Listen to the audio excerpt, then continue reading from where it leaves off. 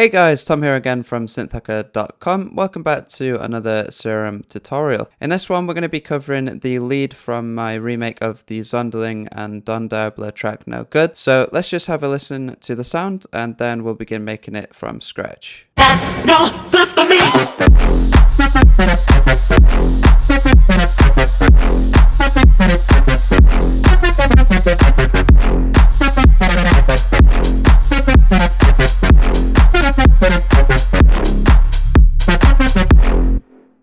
Okay, so we're going to start with our first layer. This is going to be the main lead layer. Then there's two more layers, but they're both identical, panned left and right. So for this first layer, we're going to start with two saw waves. We're going to set oscillator B to be an octave above oscillator A. 4 voices of unison, just slightly detuned. We're just going to bring the width of these voices down a little bit as well. So that just gives us this kind of basic tone.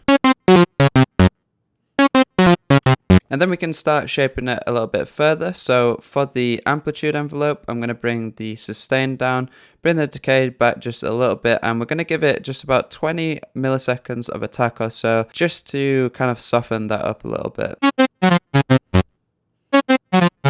Next, we're going to move into the effects section. We're going to first of all use our hyperdimension effect. We're going to bring the mix of this down a little bit.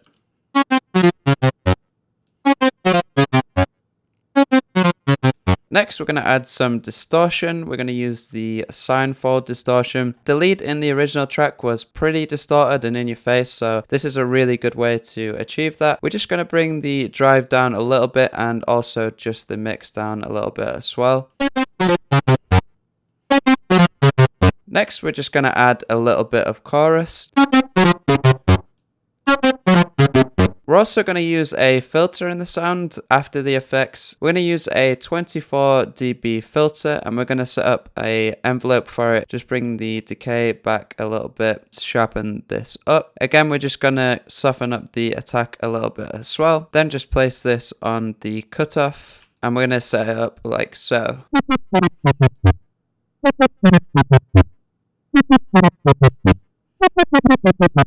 And finally, we're just going to use some EQ just to roll off some of the very low end, somewhere around 120 hertz, something like that.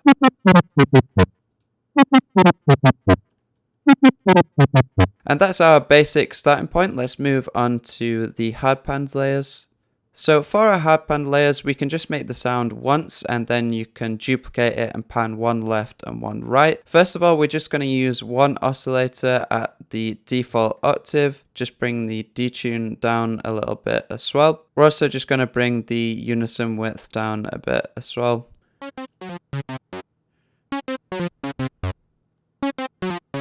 And you can pan this sound in your DAW or you can just use the pan knob here. Next, we're just going to add some noise to the sound. It's really cool on leads like this to have our noise layers panned wide. Just adds a lot of width to the sound in general. We're actually just going to use the default noise source, this AC hum, and keep the level about where it is. Don't forget to pan this also.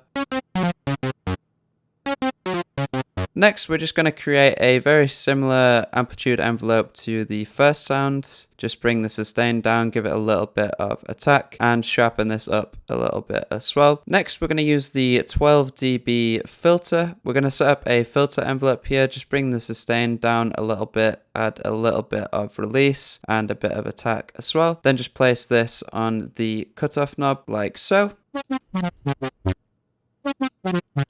Similar to the first sound, again, we're going to use the hyperdimension effect. Just bring the mix of this down a little bit. Again, just the sine fold distortion. The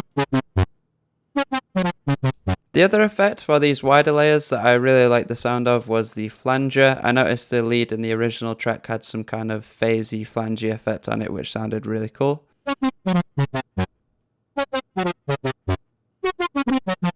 Then just a little bit of chorus.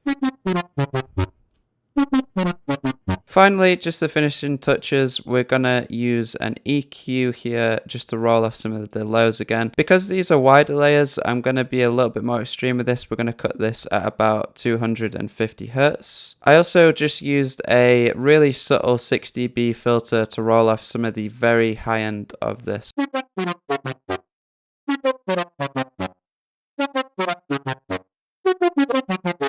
Once you get to this point, you can just duplicate this instance of Serum and pan it to the other sides. Then once you've duplicated that layer, you should end up with something that altogether sounds like this.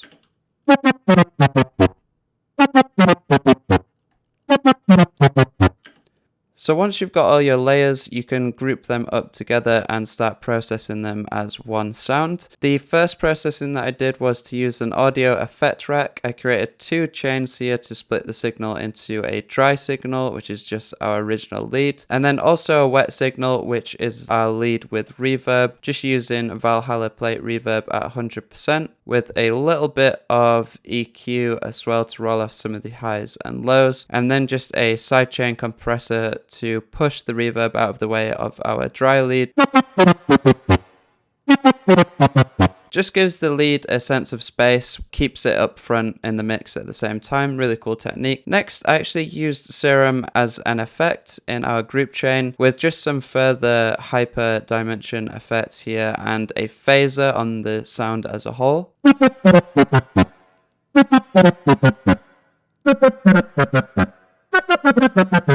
You can kind of adjust that to taste. I use some decapitator to add some nice gritty distortion to the lead as a whole. Adding all these effects as a group really helps glue the sound together.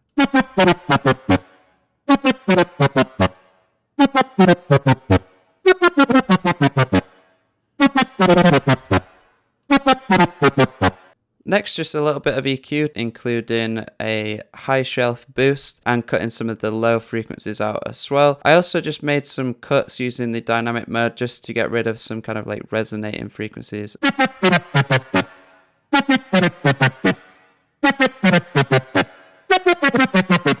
Next, I just use a little bit of LFO tool to create a really subtle pumping effect to kind of move the lead out the way of the kick.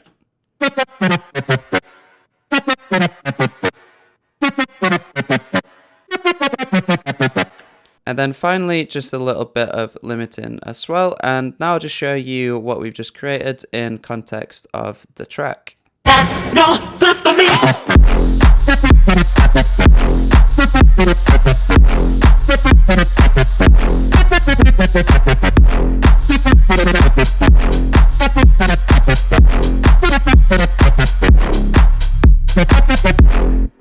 So there you have it, guys, a really gritty in-your-face lead using some powerful layering techniques with Serum. Just quickly, I just want to say I got some really great feedback for future tutorial ideas on the last video.